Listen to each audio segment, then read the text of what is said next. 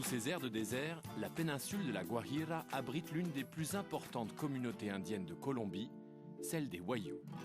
Ils sont plus de 500 000 à vivre entre la Colombie et le Venezuela. Ce territoire ancestral, les Wayuu l'ont toujours farouchement défendu. Ils sont même la seule communauté indienne à n'avoir jamais été soumise par les Espagnols. Moi, c'est dans ce hameau, à 200 km de la première ville, que je partage le quotidien d'Emilio et sa famille depuis quelques jours. À l'époque des conquistadors, les Wayuu ne se laissaient pas capturer. Sur ces terres, dans ces collines, ils ont résisté pendant longtemps. Partout ailleurs dans la région, le terrain est plat. Alors les gens fuyaient. Et du coup, ils se faisaient facilement attraper. Alors qu'ici, il y a du relief. Il y a des rochers, des montagnes, des ravins. Les Wayuu pouvaient se cacher un peu partout. Mais les Wayuu étaient aussi de bons guerriers, non? Ouais, c'était très bons combattants. Ils se battaient beaucoup avec des flèches, notamment. Et aujourd'hui, toi, tu utilises encore des flèches? Ouais, pour aller chasser le lapin. Ah, attends, bouge pas, je vais te chercher mon arc.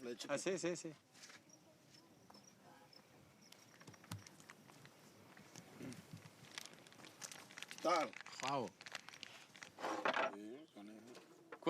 Mais c'était quand la dernière fois que ça a servi? Parce que tes flèches, elles sont toutes rouillées. Bon, ça fait à peu près... À peu près 10 ans? Non, non, ça fait que 3 mois. Mais il y a trop d'herbe en ce moment. Je peux plus chasser le lapin. Normalement, ici, c'est de la terre partout. Ouais, de la terre avec un petit peu de végétation. Ah, c'est le désert. Alors tu es le pêcheur du désert. Si la pêche est l'activité reine de la région, elle est par contre exclusivement réservée aux hommes. Pour la femme et les enfants d'Emilio, ce sont les chèvres qui rythment le quotidien. Ces animaux sont les seuls à pouvoir vivre sur ces terres maigres. Ils fournissent laitage et viande à Augusta et ses 2 enfants. Je comprends aussi pourquoi il n'y a aucun village ici. Pour ne pas mélanger les troupeaux, chaque famille vit isolée dans son propre hameau, à plusieurs kilomètres des autres habitations. Hein, ça va, Biquette? Tu veux nous faire du bon fromage? Celle-là, c'est le capitaine. Capitaine. Elle, se llama el capitaine? Elle s'appelle le capitaine? Non, il te ment. Ah, c'est mentira. Ah, tu me fais encore une blague. Así la va a botar. En la rodilla. De la otra teta. Hop là. Du producteur au consommateur.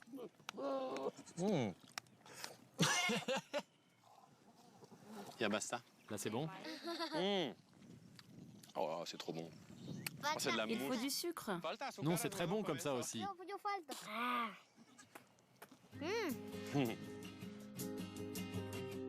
Traditionnellement, les Wayuu de la péninsule de la Guajira se définissent en fonction de leur mode de subsistance. Il y a ceux qui dépendent de l'élevage. Ils sont souvent plus riches et affichent parfois un sentiment de supériorité. Et il y a les autres, plus pauvres, les pêcheurs, mais fiers de leur liberté. La famille d'Emilio, elle, a choisi de vivre à mi-chemin entre ces 2 univers.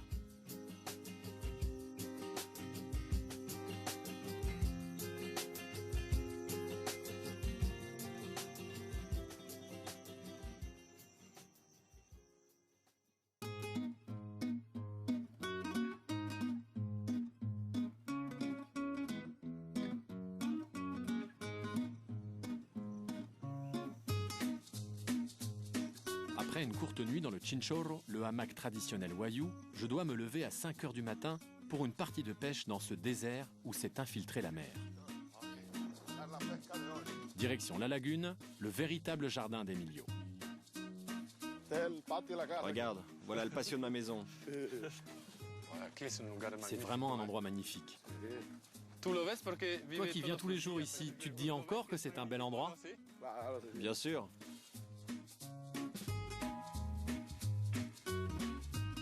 C'est normalement en pleine mer qu'Emilio part chaque jour pêcher quand le temps le lui permet. Mais les orages récents l'ont rendu prudent. C'est donc dans la lagune que nous naviguons. C'est marrant parce que c'est comme si le paysage il était découpé en 2. D'un côté, il y a la mangrove. C'est ouvert parce qu'il a pas mal plu ces derniers temps. Et de l'autre côté, c'est sec. C'est les falaises.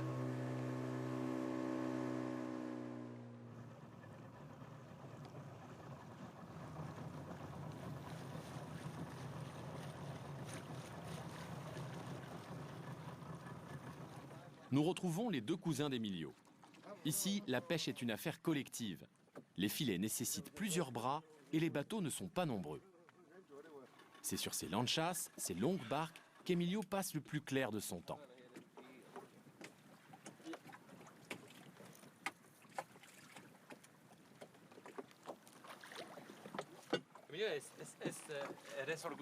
Tu es fier d'être pêcheur?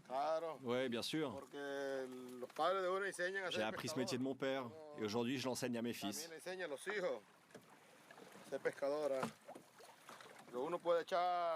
Je peux partir relever mes filets quand je veux. Aujourd'hui oui, demain non, hier oui, ça dépend. Le wayuu le plus libre, c'est celui qui vit de sa pêche. Tiens, là on en a attrapé un gros. Oh la vache! Oh là là, ça c'est du beau poisson ça. Oh la belle bête. Et hop là. Tiens, regarde, on a capturé une tortue aussi. Et qu'est-ce que vous allez en faire? Oh, on va la relâcher en pleine mer pour qu'elle continue à se reproduire.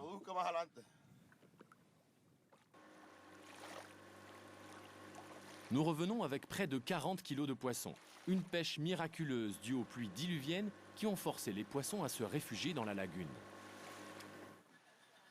Je suis étonné par la richesse de ces eaux qui contrastent ici avec l'aridité des terres.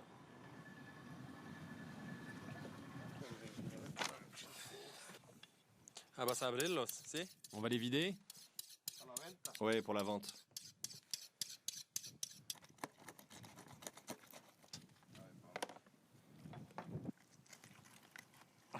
Non, vas-y avec les mains. Oh, c'est pas le truc que je préfère faire ça.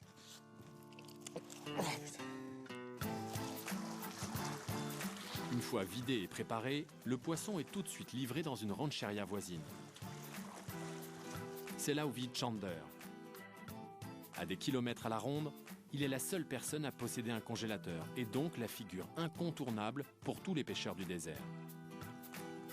Emilio ne lui vend qu'une partie de sa pêche. Le reste est consommé par sa famille et ses proches. C'est l'entraide version wayuu. Bonjour. Bonjour, je m'appelle Vincent. Moi, c'est Chander Harris. Alors, qu'est-ce que tu m'amènes? Des bars? Voyons voir. 5 kilos de bars. Comment ça se fait que tu sois le roi de la pêche ici? J'achète le poisson de toute la communauté ici à Punta Galinas. Après, je les congèle.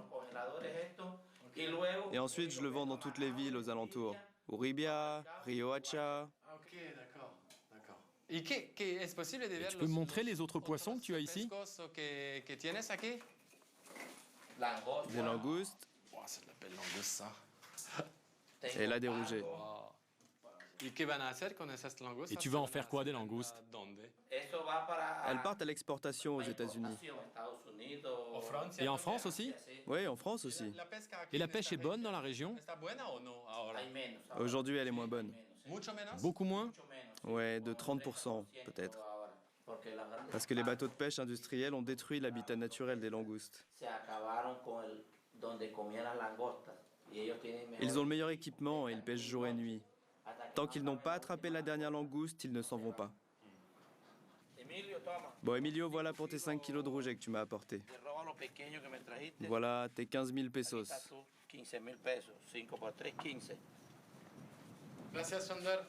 Merci Chander. Merci pour la visite. Emilio, on se voit demain comme d'habitude. Ciao, ciao.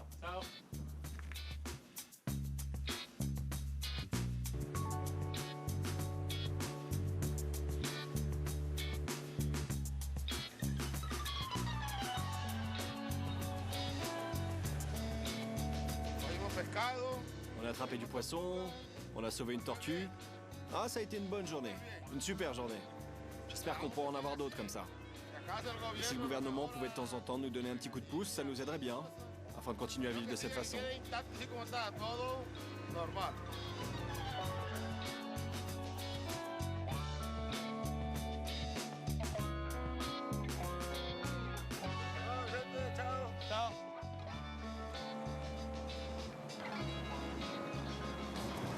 Voilà, elle a envie d'aller au large.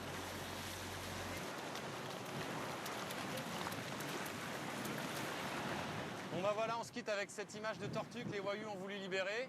Elle a vite pris le large. Et puis moi, je reprends la route.